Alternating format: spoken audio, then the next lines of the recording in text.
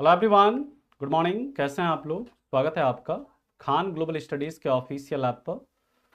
मैं आपका GS mentor ज्ञान प्रकाश झा आपके सामने हाजिर हूँ पॉलिटी की अगली क्लास लेकर। और आज हम लोग डिस्कस करेंगे सिटीजनशिप, जो कि काफ़ी इंपॉर्टेंट टॉपिक है आपके एग्जामिनेशन पॉइंट ऑफ व्यू से।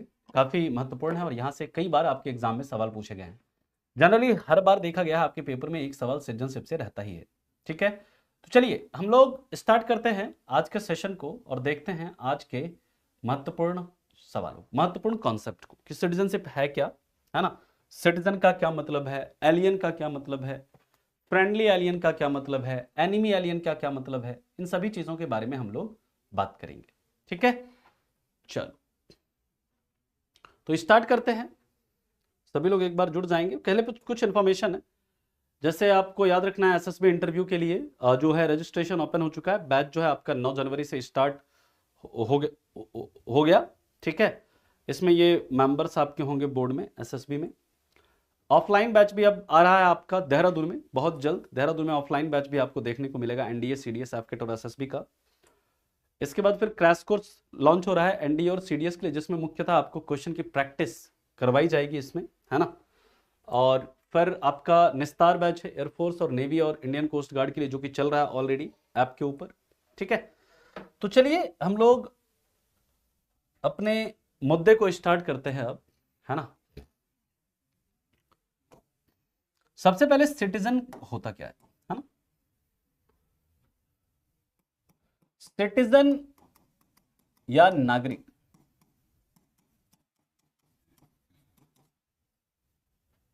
नागरिक का मतलब क्या?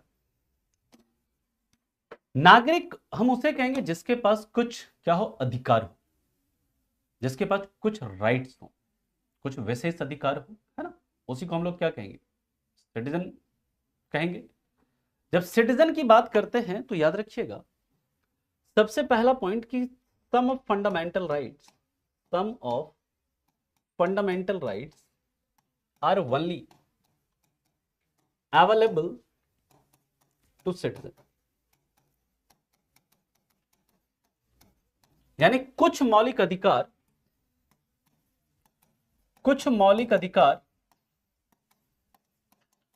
सिर्फ नागरिकों को प्राप्त होते हैं। सिर्फ किसे?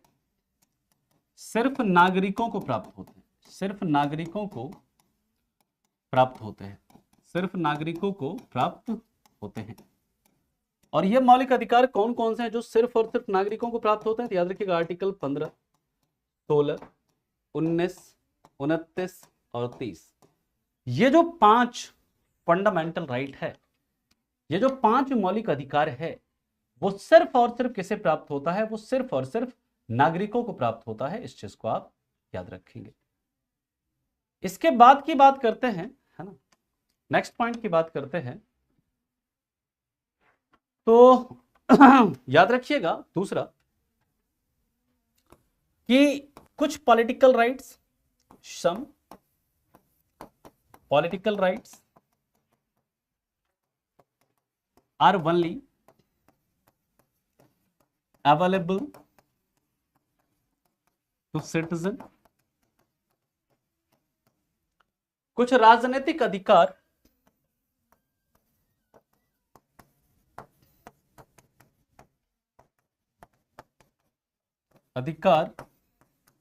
सिर्फ नागरिकों को प्राप्त होते हैं। जैसे कहेंगे सर कौन कौन से पॉलिटिकल राइट्स? जैसे राइट टू वोट। किस आर्टिकल में राइट टू वोट बताना? मतदान का अधिकार। Right to get elected, right to get elected यानी चुने जाने का अधिकार, निर्वाचित होने का अधिकार या चुनाव लड़ने का अधिकार। यह सिर्फ और सिर्फ किसे प्राप्त होता है? नागरिकों को प्राप्त होता है। राइट टू वोट ये एक वैधानिक, ये एक मतलब संवैधानिक अधिकार है, ये एक कॉन्स्टिट्यूशनल राइट है। ये किस अनुच्छेद के तहत प्राप्त है आपको? किस आर्टिकल के तहत प्राप्त है? Not article 324।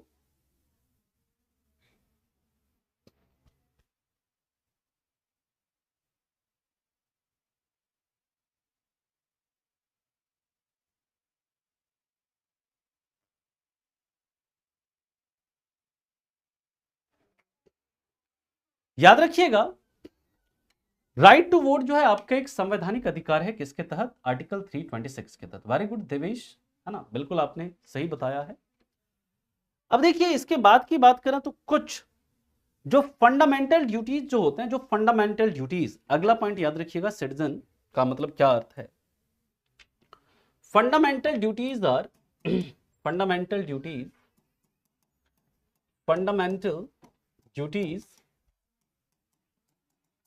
are only applicable for citizens।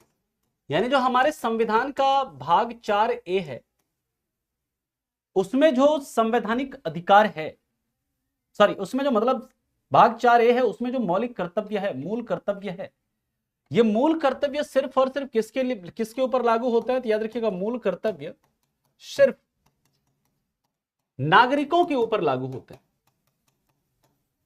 नागरिकों के ऊपर लागू होते हैं। ठीक है, तो अगर आप किसी देश के नागरिक हैं तो आपको ये विशेष अधिकार मिल जाते हैं, है ना। FR का मतलब है फंडामेंटल राइट। अगर आप किसी देश के नागरिक होते हैं तो आपको ये विशिष्ट अधिकार मिलते हैं कि कुछ और कुछ मौलिक अधिकार सिर्फ और सिर्फ आपको ही प्राप्त होंगे। जैसे 15, 16, 19, 29, 30, हम लोग जब फंडामेंटल राइट में चलेंगे तो आपको समझ में आएगा क्या है इनका मतलब। दूसरा, राइट टू वोट, यानी कि मतदान का अधिकार सिर्फ और सिर्फ नागरिकों के पास ही होगा। राइट टू गेट इलेक्टेड, जैसे प्राइम मिनिस्टर बनना है किसी को तो उसके लिए भारत का नागरिक होना आवश्यक है। राष्ट्रपति बनना है तो भारत का नागरिक होना आवश्यक है। उपराष्ट्रपति बनना है तो भारत का नागरिक होना आवश्यक है। और याद रखिएगा, सम कॉन्स्टिट्यूशनल पोस्ट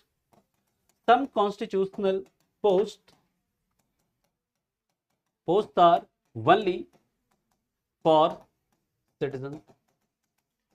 कुछ संवैधानिक पद जो है वो सिर्फ और सिर्फ किसके द्वारा होल्ड किए जा सकते हैं? नागरिकों के द्वारा। कुछ संवैधानिक पद सिर्फ नागरिकों के द्वारा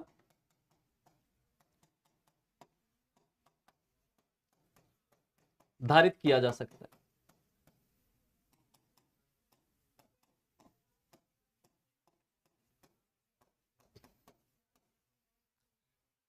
जैसे आपको चीफ इलेक्शन कमिश्नर बनना है, भारत का नागरिक होना पड़ेगा। कैग बनना है, यानी कंट्रोलर एंड ऑडिटर जनरल बनना है, तो आपको भारत का नागरिक होना पड़ेगा।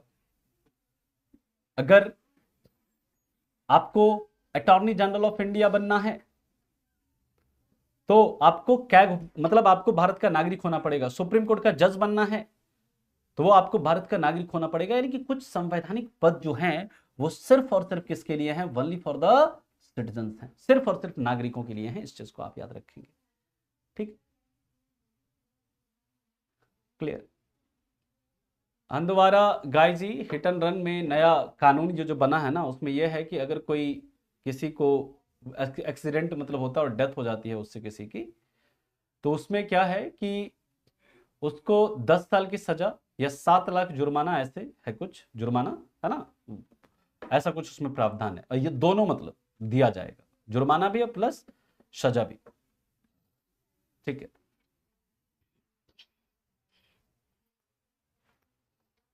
तो यहां तक आपको समझ में आ गई बात। किसी को कोई दिक्कत है, परेशानी है तो बताइए। क्या इस उसमें क्या समस्या आ रही है? इस कलर में क्या आपको दिक्कत हो रही है? हाँ भाई, 10 लाख प्लस 10 साल जेल जो भी है ना, वो देख लीजिएगा। 10 साल सजा और 7 लाख जुर्माना, हाँ जो भी है वो देख लेना। उसमें क्या अभी फाइनल देखो क्या आता है उसमें। ये सब सवाल माहिम लास्ट में पूछना, लक्षद्वीप इतना हाईलाइट क्यों है?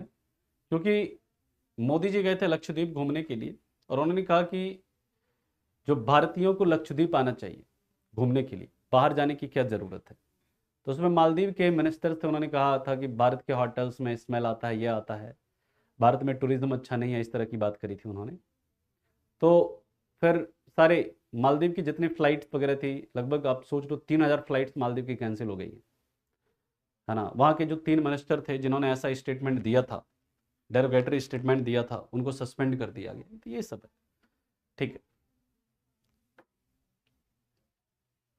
चलिए मैं कलर चेंज कर देता हूँ, है ना, इतना दिक्कत है तो फिर मैं कलर बदल देता हूँ।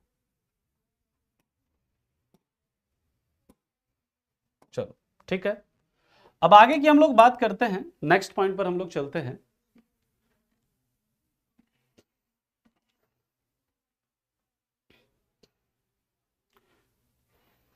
यहां तक किसी को कोई सर अगर कोई फॉरेनर है वो इंडियन फ्लैग का रिस्पेक्ट करता है, और वो तो फंडामेंटल ड्यूटीज केस में क्या इंडियन फ्लैग का रिस्पेक्ट करता है, मतलब नेपाल और भूटान को इंडिया में आर्मी में जॉब, तो वो जॉब की बात है, संवैधानिक पद नहीं है। मैंने क्या लिखा, कुछ संवैधानिक पद जो है वो सिर्फ और सिर्फ भारतीय नागरिक ही होल्ड कर सकते हैं, जॉब जो है वो कर सकते हैं, जॉब में उनको वो दिया जा सकता है, ठीक है।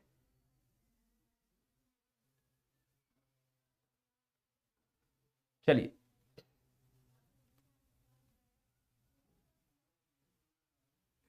यहां तक किसी को कोई दिक्कत है, कोई परेशानी है तो बताइए, फिर हम चलते हैं इसके आगे, है ना। अब आप लोग डिसाइड कर लीजिए, कलर को लेकर इतना आप लोगों को दिक्कत हो रहा है, बताइए कैसे आप लोग वो करेंगे। कोई बोल रहा है कि सर व्हाइट कर दो, कोई कह रहा है कि मतलब गजब है। चलिए आप लोग डिसाइड कर लीजिए कौन सा कलर रखना है, मैं अगले मुद्दे पर चलता हूं। याद रखिएगा, आप होता है फॉरनर, फॉरनर्स, या फिर इसी को बोलते हैं एलियन। क्या बोलते हैं इसी को, एलियन। वो जादू वाला एलियन नहीं है ना, जो मूवी था वो वाला नहीं, इसे बोलते हैं विदेशी, ठीक है। अब विदेशी भी याद रखिएगा दो तरह के होते हैं, विदेशी भी कितने तरह के होते हैं, दो तरह के होते हैं। एक होता है आपका जिसे हम कहते हैं friendly alien, friendly alien, friendly alien यानी कि मित्रवत विदेशी,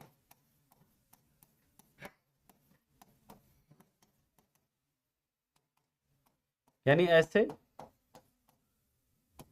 विदेशी जो भारत में रह रहे हैं।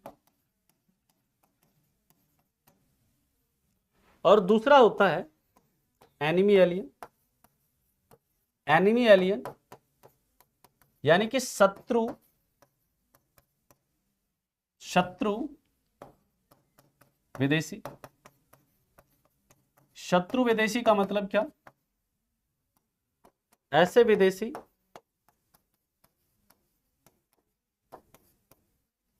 जो भारत में रह रहे हैं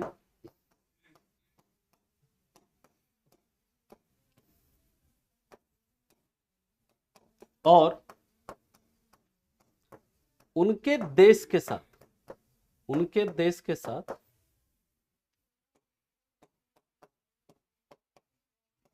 हमारा युद्ध चल रहा, हमारा युद्ध चल रहा। ध्यान से समझिएगा,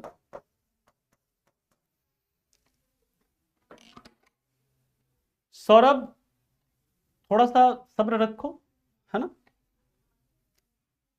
फ्रेंडली एलियन का मतलब क्या है, ऐसे विदेशी जो भारत में रह रहे हैं और उनके साथ हमारा कोई युद्ध वगैरह नहीं चल रहा, उनके देश के साथ हमारा ऐसा कोई हमारा वॉर नहीं चल रहा है।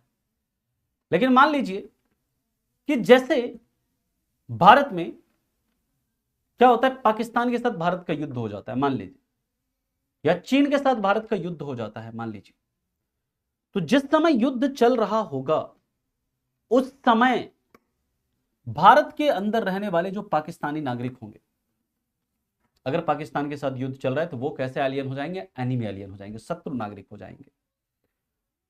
जिस समय अगर मान लीजिए भारत और चीन के बीच में युद्ध हुआ, चल रहा है युद्ध, और उस समय युद्ध के समय जो चीन के नागरिक जो भारत में रह रहे होंगे वो क्या होंगे, शत्रु देशीय नागरिक होंगे, शत्रु नागरिक होंगे, वो एनिमी एलियन होंगे, ठीक है, क्लियर।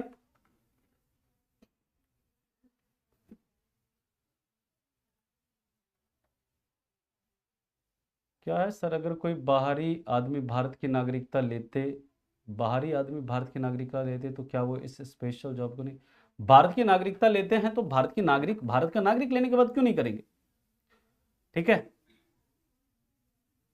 बिल्कुल नहीं है, राइट टू प्रोटेस्ट, है ना, क्योंकि वो आर्टिकल 19 के तहत है तो वो नहीं है। यदि कोई फॉरेनर इंडिया में 7 ईयर तक रह चुका हो उसके साथ भी, भाई सियाराम जी थोड़ा सा सब्र रखो यार, है ना, थोड़ा सा सब्र रखिए, है ना।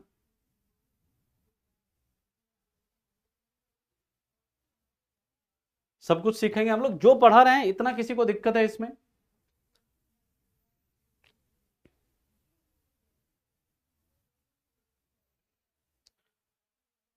मारा नहीं जाएगा भाई, है ना, ठीक है। यहां तक किसी को कोई दिक्कत है, परेशानी है तो बताइए, आगे चलें।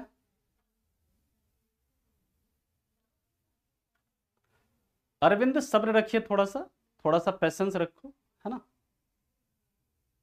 सब बताएंगे धीरे धीरे जब आगे चलेंगे तो, है ना। नेक्स्ट है अगला, याद रखिएगा। अब देखिए हमारे संविधान के अंदर जो चैप्टर 2 है, पार्ट 2 है, उसमें किसकी बात करी गई है? नागरिकता की बात करी गई है। और आर्टिकल 5 से लेकर आर्टिकल 11 तक किसकी बात करी गई? नागरिकता की बात करी गई है। सुनिएगा ध्यान से, हमारे संविधान में सिर्फ यही बताया गया है कि जिस समय भारत आजाद हुआ, भारत जो आजाद हुआ वो किस ग्राउंड पर हुआ? रिलीजियस ग्राउंड पर हुआ, धार्मिक आधार पर हुआ, ठीक। तो क्या हुआ कि जब भारत धार्मिक आधार पर भारत का विभाजन हुआ, भारत और पाकिस्तान अलग हो गए, तो जब हमारा संविधान लागू हुआ, उस संविधान के लागू होते समय किसे किसे भारत की नागरिकता दी गई, सिर्फ उसी की बात करी गई है हमारे संविधान के अंदर। आप कहेंगे सर फिर संविधान के अंदर यह बात नहीं करी गई, तो अगर हमें अपनी नागरिकता, किसी को भारत की नागरिकता लेनी है, या किसी को भारत की नागरिकता को, किसी की नागरिकता को टर्मिनेट करना है, किसी व्यक्ति के भारत की नागरिकता को टर्मिनेट करना है, समाप्त करना है, या भारत की नागरिकता छीननी है, तो ये फिर कैसे? ये हमारे संविधान में नहीं दिया गया है? नहीं, बिल्कुल नहीं दिया गया हमारे संविधान में। हमारे संविधान में सिर्फ यह कहा गया है कि जिस समय भारत आजाद हुआ on date of 26 of Jan 1950, 26 जनवरी 1950 के दिन किसे किसे भारत की नागरिकता दी गई, सिर्फ इतनी बात करिए। 26 जनवरी 1950 के बाद भारत की नागरिकता किसे मिलेगी, किसे नहीं मिलेगी, यह कौन डिसाइड करेगा? यह डिसाइड करेगा पार्लियामेंट, डिसाइड करेगा। हमारे संविधान में एक आर्टिकल है, आर्टिकल 11। आर्टिकल 11 कहता है कि भारत में जो नागरिकता से रिलेटेड जो कानून है, सिटीजनशिप से जो रिलेटेड कानून है, उसको रेगुलेट करने का, उसको बनाने का अधिकार किसे होगा? संसद को होगा, ठीक है। मुस्कान जी वो भारतीय मूल के हैं, भारत के नहीं है ना, वो भारतीय मूल के हैं, उनका सिटीजनशिप वो यूके के हैं, ब्रिटेन के सिटीजन है वो, है ना, उनका ओरिजिन इंडिया का है, ठीक है। याद रखिएगा, भारत में किसी व्यक्ति को कैसे नागरिकता मिलेगी, इसका जिक्र वहां पर आर्टिकल 11 क्या कहता है? आर्टिकल 11 सिर्फ ये कहता है कि पार्लियामेंट जो है सिटीजनशिप से रिलेटेड प्रोविजंस को क्या करेगा? कानून को बनाएगा। किसी को कैसे नागरिकता देनी है भारत की, किसी की नागरिकता कैसे समाप्त करनी है, ये पार्लियामेंट डिसाइड करे। संविधान में हम, क्योंकि समय समय पर परिस्थितियां बदलेगी, और परिस्थितियां बदलेगी तो संसद उसमें क्या कर सकती है? बदलाव कर सकती है। तो पार्लियामेंट ने, याद रखिएगा, 1955 में जाकर एक एक्ट पारित किया था, सिटीजनशिप एक्ट 1955, सिटीजनशिप यानी नागरिकता अधिनियम 1955, जिसमें कई बार संशोधन हुआ, मल्टीपल टाइम्स। और लास्ट जो उसमें अमेंडमेंट हुआ है 2019 में, जिसे हम लोग जानते हैं सिटीजनशिप अमेंडमेंट एक्ट 2019, जिसको लेकर बड़ा विवाद भी हुआ था। हम लोग डिस्कस करेंगे इन सभी के बारे में। याद रखिएगा, जब हम बात करते हैं, अब एक एक करके सबसे पहले हम आर्टिकल 5 से लेकर आर्टिकल 11 तक समझते हैं, और आर्टिकल 5 से 11 जब हमारा कवर हो जाएगा, फिर हम लोग आएंगे भारत में नागरिकता को प्राप्त करने के क्या तरीके हैं, फिर भारत में नागरिकता को कैसे समाप्त किया जा सकता है, फिर हम लोग बात करेंगे ये एनआरसी क्या है, एनपीआर क्या है, उसके बाद हम लोग बात करेंगे कि एनआरआई क्या होता है, उसके बाद हम लोग बात करेंगे कि ओवरसीज सिटीजन्स क्या है ना, ओवरसीज सिटीजन्स ऑफ इंडिया क्या होते हैं, ओसीआई क्या है, पीआईओ क्या है, इन सभी के ऊपर हम लोग चर्चा करेंगे। लेकिन सबसे पहले हम लोग बात करते हैं आर्टिकल 5 से लेकर आर्टिकल 11 क्या कहता है, इसके बारे में बात करते हैं, क्योंकि यहां से आपके एग्जाम में सवाल बन सकता है। आर्टिकल 5 कहता है भारत का संविधान लागू होते समय, भारत का संविधान लागू होते समय भारत की नागरिकता,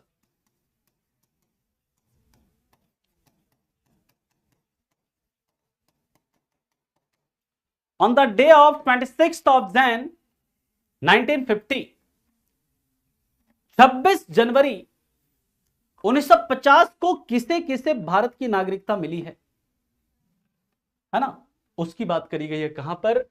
आर्टिकल 5 में।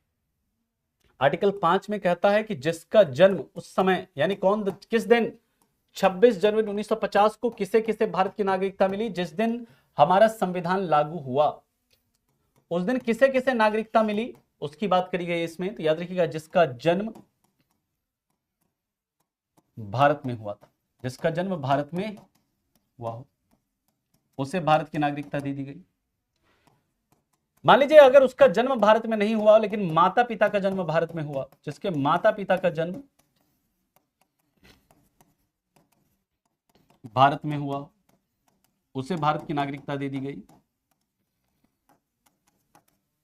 और तीसरा, जिसके अगर माता पिता का भी नहीं, तो मान लीजिए जिसके दादा दादी का जन्म, यानी ग्रैंड पेरेंट्स, है ना, दादा दादी का जन्म भारत में हुआ हो, उसे भारत की नागरिकता दे दी गई। कब? तो याद रखिएगा 26 जनवरी 1950 को किसे किसे भारत की नागरिकता मिली? जिसका जन्म भारत में हुआ था उसे मिली, जिसका अगर मान लीजिए उसका जन्म नहीं, उसके माता पिता का जन्म भारत में हुआ था तो उसे दे दी गई भारत की नागरिकता। माता पिता का भी नहीं तो अगर किसी के दादा दादी का जन्म भी भारत में हुआ था तो उसे भी भारत की नागरिकता उस दिन प्रदान की गई। यह बात समझ में आ गई? यहां तक किसी को कोई दिक्कत, कोई परेशानी, कोई समस्या है तो बताइए, फिर हम चलेंगे इसके आगे, अगले पॉइंट पर हम लोग मूव करेंगे। भी हाल में सर कुछ हिंदू पाकिस्तानी को सिटीजनशिप दिया गया। हाँ ठीक है, वो तो दिया जा सकता है, ऐसा नहीं है।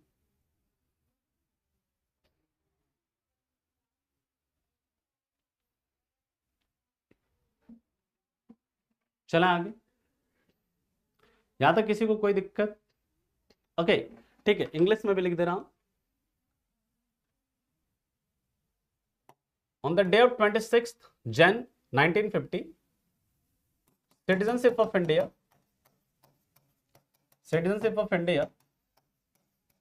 was provided to first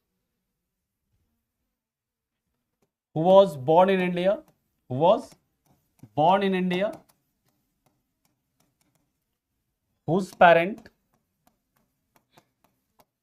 was born in India,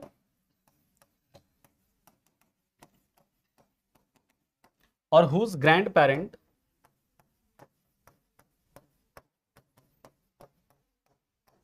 was born in India। Clear है? ठीक है, आगे चलें। चलिए नेक्स्ट अब हम लोग बात करते हैं इसके बाद आर्टिकल 6।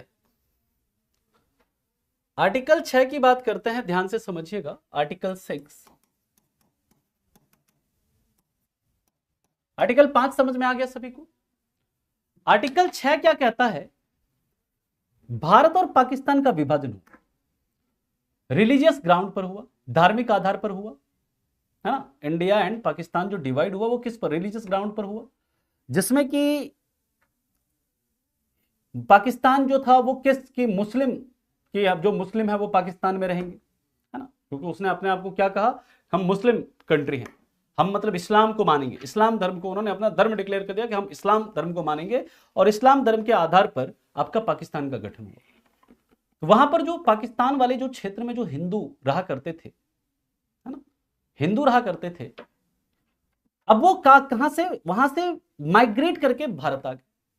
आप जब देखेंगे उस समय के वीडियोस वगैरह, मतलब ट्रेन में ऐसे भर भर के लोग आ रहे थे, पैदल आ रहे थे, वहां पर काफी लोग को मार दिया गया, कई सारी चीजें हुई।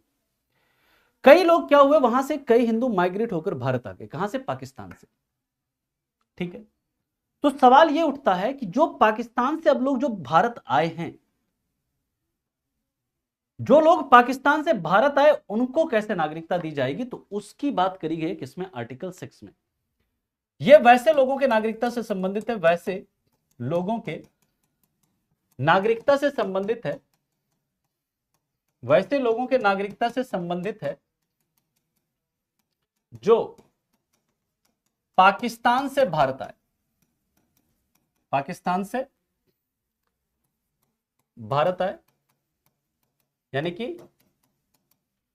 इंग्लिश में लिख लीजिए citizenship of persons, citizenships of persons migrated from Pakistan to India, migrated from Pakistan to India। इसमें देखिए कहा गया कि पहला, अगर पेरेंट माता पिता या ग्रैंड पेरेंट का जन्म, दादा दादी का, ग्रैंड पेरेंट का जन्म भारत में हुआ हो,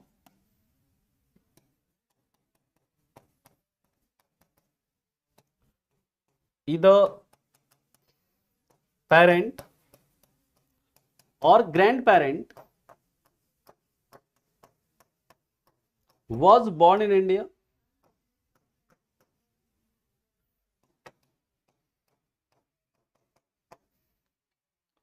भारत आ गए, उनको देखा गया कि भाई अगर आपके माता पिता या दादा दादी किसी का जन्म अगर भारत में हुआ है तो आपको भारत की नागरिकता दे दी जाएगी। साथ ही वैसे लोग जो 19 जुलाई 1948 से पहले भारत आ गए, 1948 से पहले भारत आ गए, who came to India, who came to India, who came to India before 19th of July 1948, who came to India before 19th of July 1948, 19 जुलाई 1948 से पहले जो भी आ गए कि भाई चलो तुम्हें भारत की नागरिकता दे दी जाएगी। लेकिन आप कहेंगे सर जो 19 जुलाई 1948 के जो बाद है उनका क्या? कहा कि हम उन्हें भी नागरिकता देंगे जो बाद में आए, जो 19 जुलाई 1948 के बाद आए,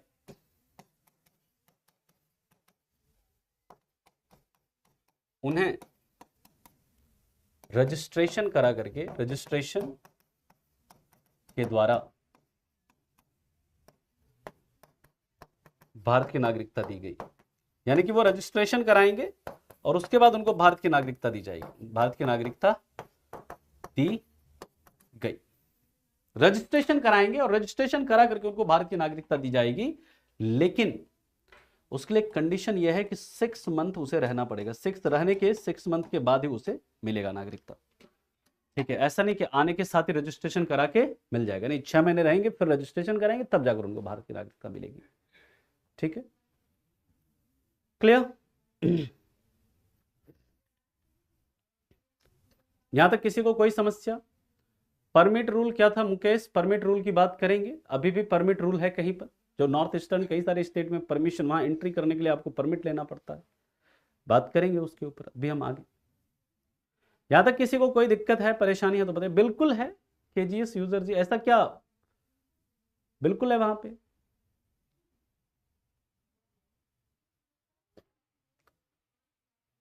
यहां तक किसी को कोई दिक्कत परेशानी है तो बताइए। ममता जे नाउ अब तो क्लियर है ना? हाँ, इससे आप इंग्लिश में लिख लीजिएगा, who came to India, you can write it in English, who came to India after 19th of July 1948, then he became citizen of India by registration, then they became citizen of India by registration, but they have to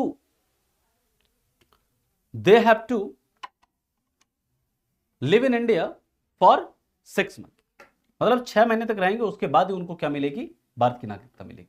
मतलब उनके बाद registration करा करके वो भारत की नागरिकता मतलब लेंगे। ठीक है, यहां तक किसी को कोई दिक्कत? लेकिन ये मैं कब की बात कर रहा हूं सियाराम जी, संविधान के लागू होने की बात कर रहा हूं, जिस समय संविधान लागू हुआ है।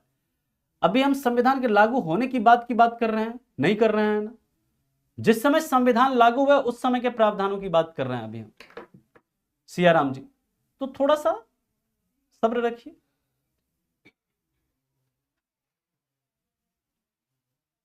चलें आगे, चलिए। जिनके पेरेंट और ग्रैंड पेरेंट का जन्म ना नहीं, अरे तो उसका अगर वो 19 जुलाई से पहले आ गया भारत तो उसको नागरिकता दे दी गई। अगर 19 जुलाई 1948 से पहले आ गया तो नागरिकता दे दी गई, और 19 जुलाई 1948 के बाद आया तो भी दी गई उसे नागरिकता। लेकिन वो 6 महीने भारत में रहेंगे, फिर रजिस्ट्रेशन कराएंगे, तब जाकर उनको भारत की नागरिकता मिलेगी। सचिन निषाद जस्ट वेट, है ना, सब्र करिए, थोड़ा सा पेशेंस रखिए, सब सीखेंगे। अभी पहले आर्टिकल 5 से 11 तक पढ़ा लेने दो, जब सिटीजनशिप एक्ट बताएंगे वहां पर बताएंगे क्या क्या तरीके हैं, 5 सिटीजनशिप को टर्मिनेट करने के क्या क्या 3 तरीके हैं, सब बताएंगे। बाय बर्थ क्या है, बाय डिसेंट क्या है, बाय रजिस्ट्रेशन क्या है, बाय एक्विजिशन क्या है ना, बाय नेचुरलाइजेशन क्या है, सब कुछ बताएंगे, सब रखो। अगला है नेक्स्ट, उसकी बात करते हैं हम लोग, आर्टिकल 7। अब देखिए आर्टिकल 7 में बस आपको इतना ही याद रखना है ना। आर्टिकल 7 जो है इसमें ऐसे लोगों के नागरिकता से संबंधित है, बस इतना ही याद रखिए, जो कि पहले इंडिया से कहां चले गए, पाकिस्तान चले गए। इससे ज्यादा इसमें कुछ भी याद नहीं रखना है। आर्टिकल 7 या ऐसे लोगों के संबंधित ऐसे लोगों से के नागरिकता की बात करता है जो कि पहले भारत से कहां गए, पाकिस्तान गए, और फिर पाकिस्तान से वापस कहां आ गए, भारत आ गए। पाकिस्तान से वापस किधर आ गए, भारत आ गए। पहले उनको लगा कि नहीं चलो पाकिस्तान चलते हैं, विभाग जब भारत का डिवीजन हुआ, पहले वो भारत से कहां चले गए, पाकिस्तान चले गए, लेकिन पाकिस्तान जाने के बाद नहीं भारत ही ठीक है, हम भारत चलते हैं। वो पाकिस्तान से फिर वापस भारत आ गया। ऐसे लोगों की नागरिकता से संबंधित है, बस इसमें इतना याद रखना, और इसमें कुछ याद रखने की जरूरत नहीं है। इसके बाद आर्टिकल 8 कहता है, आर्टिकल 8 ये संबंधित है किससे, सिटीजनशिप ऑफ पीआईओज। उस समय जो पर्सन ऑफ इंडियन ओरिजिन के जो लोग थे, पर्सन ऑफ इंडियन ओरिजिन यानी भारतीय मूल के नागरिक, पर्सन ऑफ इंडियन ओरिजिन, उस समय जो भारतीय मूल के नागरिक थे उनके नागरिकता से संबंधित है कौन सा, आर्टिकल 8। बस इसमें आपको इतना ही याद रखना है।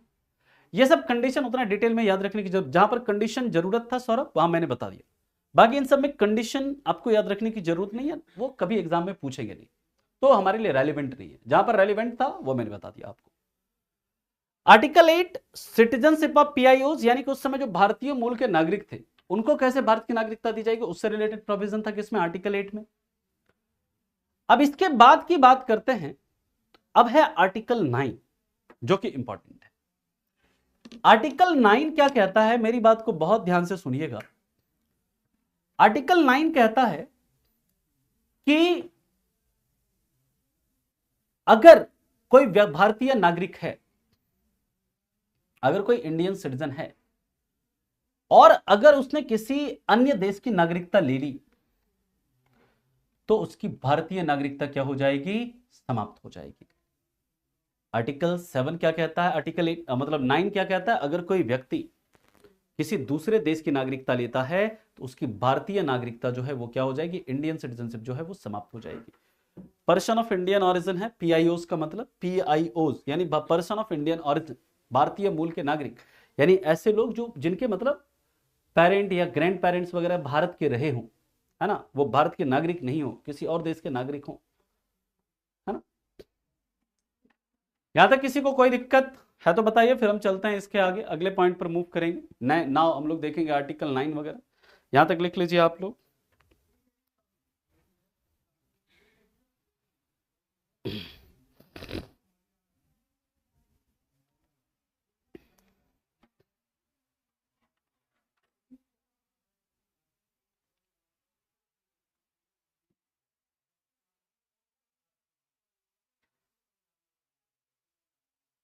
अरे आर्टिकल 9 अभी समझते हैं ना, आर्टिकल 9 को अभी समझेंगे थोड़ा पहले, इतना यहां तक किसी को कोई दिक्कत है तो बताइए।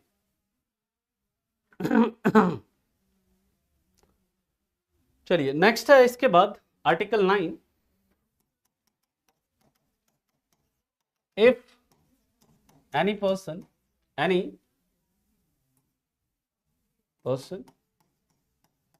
voluntarily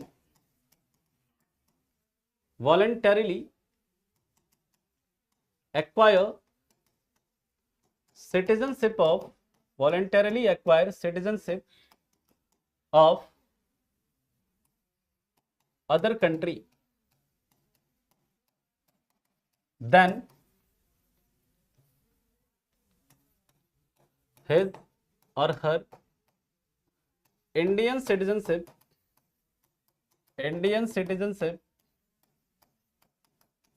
get terminated. Then his her Indian citizenship get terminated. यानी कि अगर कोई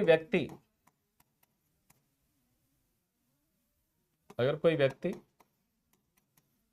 स्वेच्छा से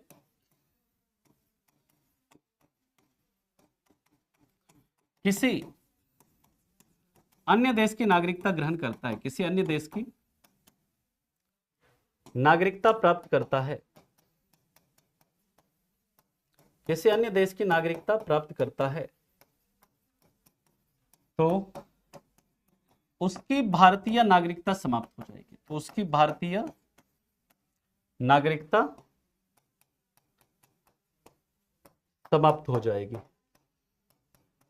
तो उसकी भारतीय नागरिकता समाप्त हो जाएगी। ठीक है,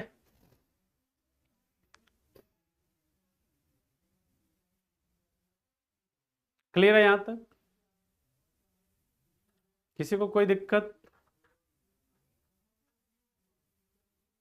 मतलब कि मान लीजिए कि मैं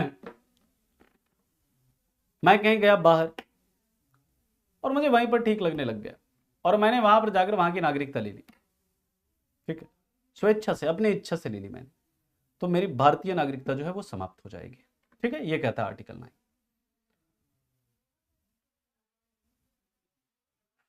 इज इट क्लियर?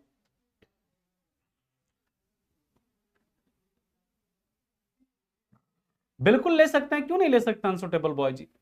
एक बार भारत की नागरिकता आपने छोड़ दी, ठीक है, और भारत की नागरिकता लेनी है तो बिल्कुल ले सकते हैं, पंजीकरण करके ले सकते हैं आप, बाय रजिस्ट्रेशन, है ना। उसके लिए जो कंडीशन है, फिर से आपको 7 साल रहना पड़ेगा भारत में, जो कंडीशन वो फुलफिल करिए, तुरंत नहीं ले सकते हैं। अगर जो कंडीशन एक बार आपने छोड़ दी तो फिर जो प्रोसेस है उसके तहत ही लेंगे। बाय बर्थ बाय डिसेंट नहीं मिलेगा आपको फिर, है ना। आपको कैसे? बाय रजिस्ट्रेशन मिलेगा आपको। ठीक है,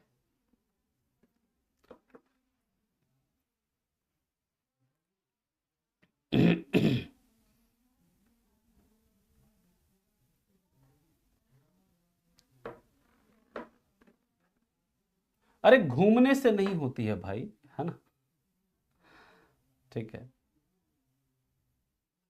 जितने दिन आपको अलाउ किया जाएगा, है ना, वीजा पे डिपेंड करते कि आपको कितने दिन का वीजा मिला है उस देश का, 1 साल का, 6 महीने का, 2 महीने का, 3 महीने का, जितने दिन तक आपको वीजा मिला है उतने दिन तक आप रह सकते हैं। ठीक है, चलिए अगला है, नेक्स्ट है आर्टिकल 10। आर्टिकल 10 क्या कहता है समझिएगा। आर्टिकल 10 ये कहता है कि if any person acquire citizenship of India by provision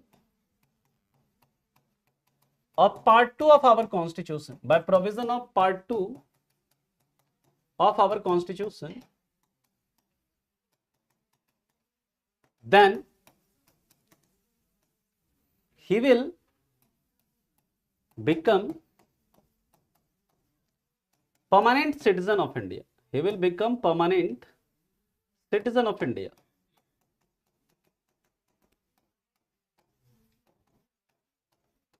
यानी कि अगर कोई व्यक्ति हमारे संविधान के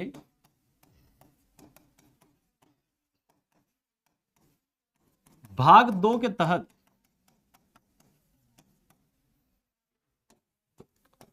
भारत की नागरिकता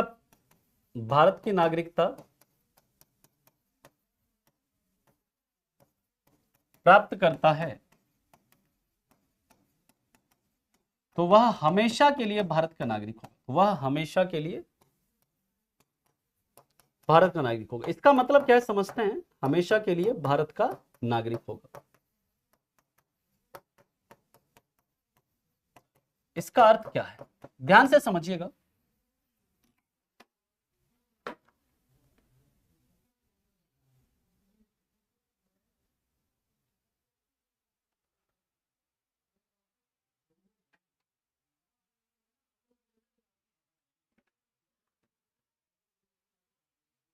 पहले आप ना क्या कहते हैं, जो आर्टिकल 5, 6, 7, 8, 9, 10, 11 पढ़ रहे हैं, पहले हम इसे पढ़ लेते हैं। कोमल जी, जब हम सिटीजनशिप एक्ट बताएंगे, वहां पर जब हम टर्मिनेशन ऑफ सिटीजनशिप बताएंगे, वहां पर ये सारी चीजें आपको बताएंगे, है ना, कि जो बाहर रहते हैं, शादी कर लेते हैं, है ना, तो उनको सिटीजनशिप मिल जाती है ना, वहां से मिलती है तो भारत की सिटीजनशिप खत्म हो जाती है। अगर वो बाहर जाते हैं और वो अगर कहीं से शादी करके किसी वहां की नागरिकता ले लेंगे, तो भारत की नागरिकता अगर आपने किसी दूसरे देश की नागरिकता ली, सिंपल सी बात समझिए, हमारा देश सिंगल सिटीजनशिप को अलाउ करता है।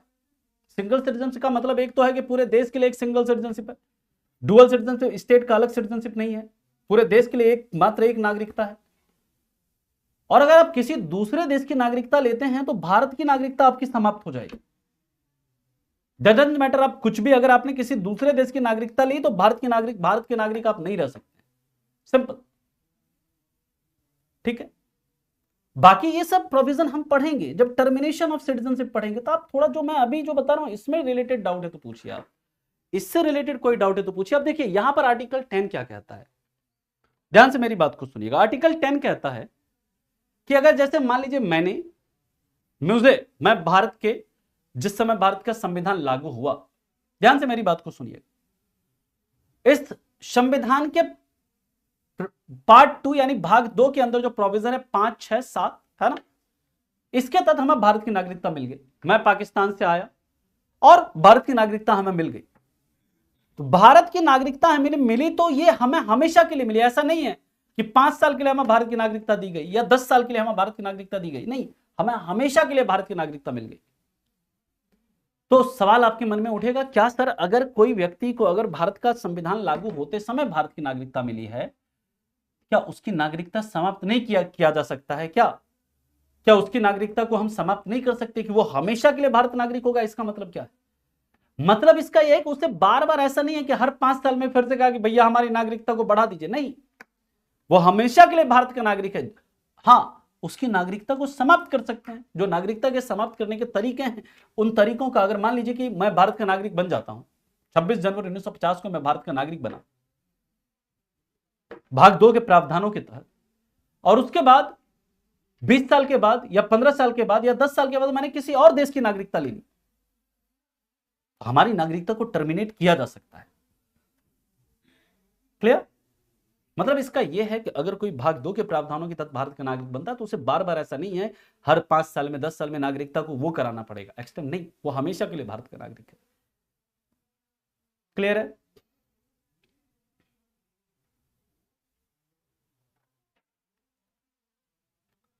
पार्ट 2 में नागरिकता है, सिटीजनशिप से रिलेटेड प्रावधान, विनय जी।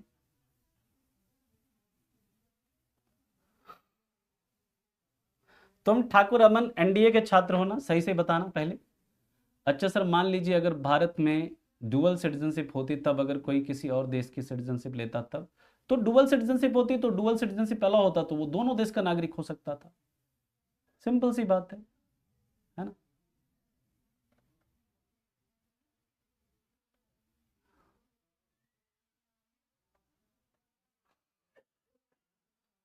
इसमें मतलब इंडियन पर्सन फॉरेन कंट्री की लड़की से मैरिज करे तो उसको भी रजिस्ट्रेशन करना होगा, इसका क्या मतलब है? मुझे, अगर वो भारत का नागरिक है, वो किसी फॉरेन कंट्री के लड़के से शादी के लिए उसकी भारत की नागरिकता क्यों समाप्त? हाँ? ये बेवजह वाले क्वेश्चंस आप लोग बहुत पूछते हैं, जिसका कोई मतलब नहीं होता है एग्जाम से।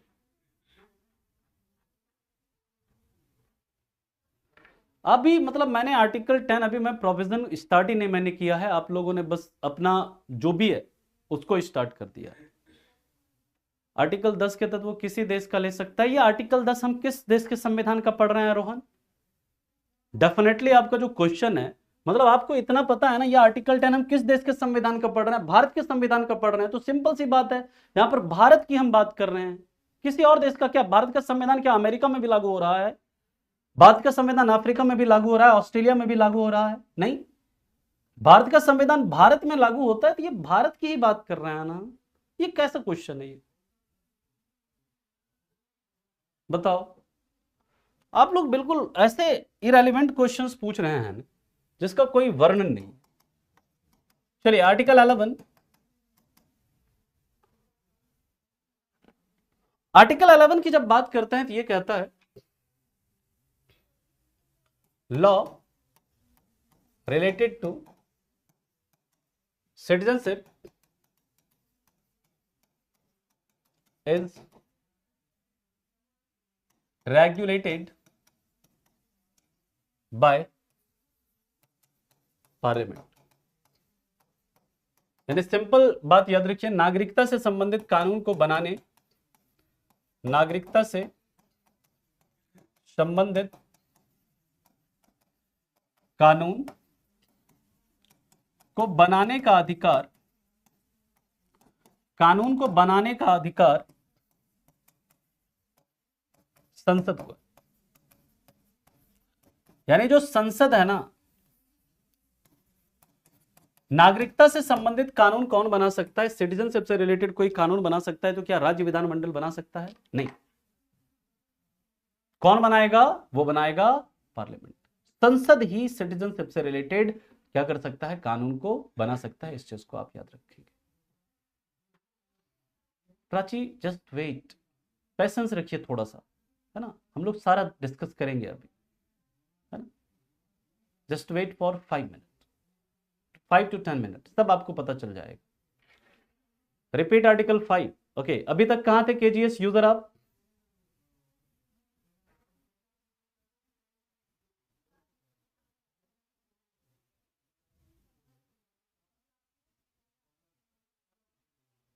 ये थोड़ा इधर वाला शिवम लोढ़ी का कमेंट दिखाइएगा, क्या है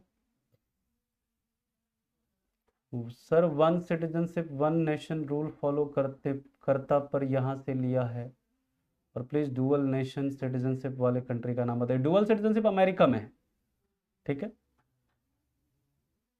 और ये सिंगल सिटीजनशिप का जो कॉन्सेप्ट हमने ब्रिटेन से लिया है। आपने स्टार्टिंग से क्लास नहीं किया है शिवम जी? ये मैं मतलब आपको एक चीज बता दूं, ये जो एनडीए वाले बच्चे हैं ना, बुरा मत मानिएगा आप लोग, आप लोगों के अंदर पेशेंस नहीं है। आप लोगों के अंदर ना, जो कहते हैं ना, एक अच्छा जो मतलब सीखने वाला होता है ना, वो शांत रहकर सीखता है। जैसे देखिए बाकी के और भी बच्चे हैं, सीएपीएफ के बच्चे हैं, सीडीएस के बच्चे हैं, उनके मन में कोई ऐसा इरेलीवेंट डाउट है ही नहीं, क्योंकि उनको पता है, वो चीजें समझते हैं कि अभी आगे चलेंगे तो हम लोग बात करेंगे। और जितने भी इरेलीवेंट डाउट हैं, ये सब एनडीए वाले बच्चों का होता है, क्योंकि उनके अंदर भी मैच्योरिटी का अभाव है। वो चाहते हैं कि अभी मतलब 10 मिनट में हमें सब कुछ सिखा दो, 10 मिनट में हम सब सीख के खत्म कर लें पूरा पॉलिटी। भाई आगे हम लोग सीखेंगे आगे की चीजों को, ठीक है। पीआईओ के बारे में मैंने अभी बताया कि पीआईओ क्या होता है, ओसीआई क्या होता है। We will discuss it further, हम लोग पूरा डिटेल में डिस्कस करेंगे ओसीआई और पीआईओ में क्या फर्क है, उसमें क्या डिफरेंस है। ओसीआई को रखा गया, पीआईओ को खत्म कर दिया गया, कब इसे किया गया, क्यों किया गया, सब बात करेंगे। अब देखिए, नागरिकता से संबंधित कानून को बनाने का अधिकार किसे है? संसद को है। ये कौन सा कहता है? आर्टिकल 11। और आर्टिकल 11 के तहत ही संसद ने नागरिकता के लिए एक कानून बनाया, सिटीजनशिप एक्ट, सिटीजनशिप एक्ट 1955, जिसको हम लोग कहते हैं नागरिकता अधिनियम, नागरिकता अधिनियम 1955। और इसी कानून में कई बार संशोधन हुआ है। अब ये जो कानून है, इस कानून की बात करते हैं तो इस कानून में अब यह बताया गया है कि कैसे भारत की नागरिकता मिलेगी, कैसे भारत की नागरिकता समाप्त होगी। यह सारा बात किसमें किया गया है? यह किया गया है आपके इस सिटीजनशिप एक्ट 1955 में। इसमें पार्लियामेंट ने बताया कि भारत की नागरिकता अगर आपको लेनी है तो ये तरीके हैं। भारत की नागरिकता अगर समाप्त होगी तो ये भारत की, अगर आप ऐसा करेंगे तो आपकी भारत की नागरिकता समाप्त कर दी जाएगी। ये सारा तरीका दिया गया है किसमें? इस सिटीजनशिप एक्ट 1955 में। और इसमें बताया गया कि भारत की नागरिकता के प्राप्त करने के तरीके, भारत की नागरिकता को प्राप्त करने के तरीके, प्राप्त करने के तरीके, यानी methods to acquire citizenship of India, methods to acquire citizenship of India. और कितने तरीके बताए गए इसमें? 5 तरीके बताए गए। कितने तरीके? 5 मेथड्स बताए गए। 5 तरीके, 5 मेथड्स हैं भारत की नागरिकता को प्राप्त करने के। कौन कौन से? तो याद रखिएगा, पहला है बाय बर्थ, यानी जन्म से, हिंदी में जन्म से। दूसरा बाय डिसेंट, बाय डिसेंट यानी वंश से। तीसरा बाय रजिस्ट्रेशन, यानी पंजीकरण से, पंजीकरण से। चौथा बाय नेचुरलाइजेशन, बाय नेचुरलाइजेशन या देशीयकरण से, देशीयकरण से, जैसे अदनान सामी को मिला, देशीयकरण से। पांचवा by acquisition of territory, by acquisition of territory, यानी किसी क्षेत्र के अधिग्रहण से, किसी क्षेत्र के अधिग्रहण से। ये 5 तरीके से, ये 5 तरीके दिए गए हैं भारत की नागरिकता को प्राप्त करने के। अगर आपको भारत की नागरिकता मिलेगी तो किस किस तरीके से मिलेगी? इसको हिंदी में लिखेंगे जन्म से, इसे लिखेंगे वंश से, ठीक है, इसे लिखेंगे पंजीकरण से। हिंदी में लिख लीजिएगा इसके बारे में, पंजीकरण के द्वारा, पंजीकरण से, ठीक है। और इसको याद रखने का एक सिंपल सा ट्रिक है ना। इसमें याद रखने का सिंपल सा ट्रिक है BRAND, ब्रांड। ब्रांड इसको याद रखने का ट्रिक है। B से बाय बर्थ, R से बाय रजिस्ट्रेशन, A से एक्विजिशन ऑफ टेरिटरी, N से नेचुरलाइजेशन और D से डिसेंट, ठीक है। सर अमेरिका के अंदर डुअल सिटीजनशिप तो स्टेट और यूनियन के रिलेशन के बीच में है, पर वो किसी दूसरे देश से भी सिटीजनशिप ले सकते हैं क्या?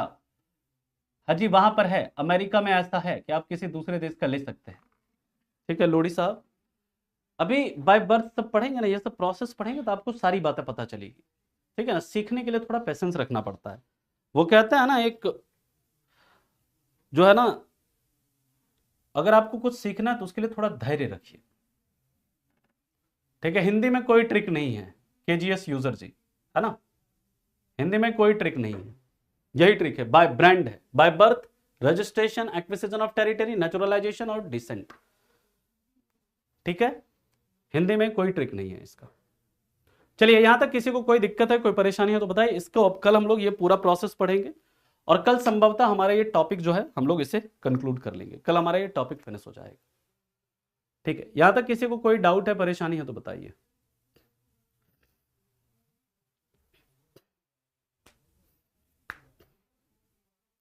एक्विजिशन ऑफ टेरिटरी का मतलब होता है स्वाति जी, अगर भारत ने किसी क्षेत्र का, मतलब जो भारत का हिस्सा नहीं है, उसे एक्वायर कर लिया, वहां पर जो रहने वाले लोग हैं उनको कैसे भारत की नागरिकता मिलेगी, इसकी बात करी गई है इसमें। कल हम बताएंगे इसके बारे में, ठीक है। जब ये कल पूरा एक एक प्रोसेस पढ़ेंगे, कल by birth, by descent, by registration, by naturalization, by acquisition of territory, पूरा इसे डिटेल में कल हम लोग डिस्कस करेंगे, ठीक है। अधिग्रहण का मतलब सचिन, जैसे मान लो कि बलूचिस्तान इलाका है, वो भारत का हिस्सा नहीं, भारत ने उसे क्या कर लिया, हमला या किसी तरीके से एक्वायर कर लिया, ठीक है, अधिग्रहित कर लिया उसे, उसे बोलते हैं acquisition.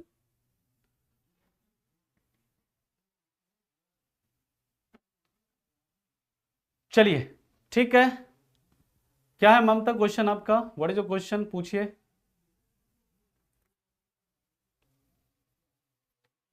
What is your question? 1 second paper gonna start. देखिए इसका मुझे I don't have any idea about this, है ना। You have to contact on the support number, they will inform you about that.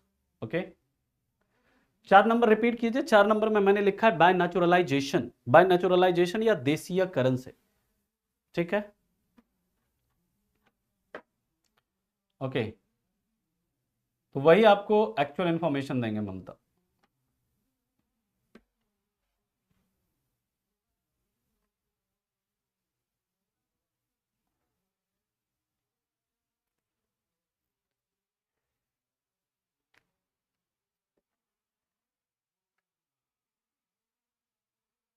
They don't tell anything. Then I think when your GS मतलब paper 1 will complete, then they will start I think second paper. Okay, after completion of paper 1.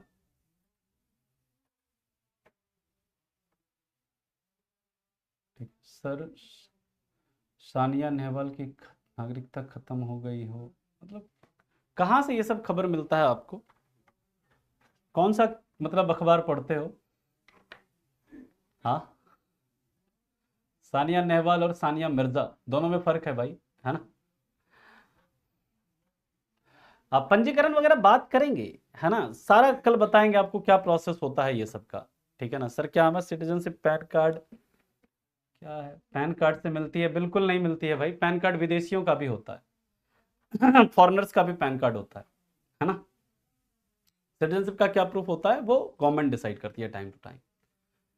चलिए ये सब पढ़ेंगे कल। अभी अब क्या कैसे बता दें 3 मिनट में पूरा, ये कल पूरा लेक्चर होगा 1 घंटे का, उसमें ये सारा प्रोसेस हम लोग बात करेंगे। कल की क्लास कल के लिए भी रहने दो कुछ, है ना।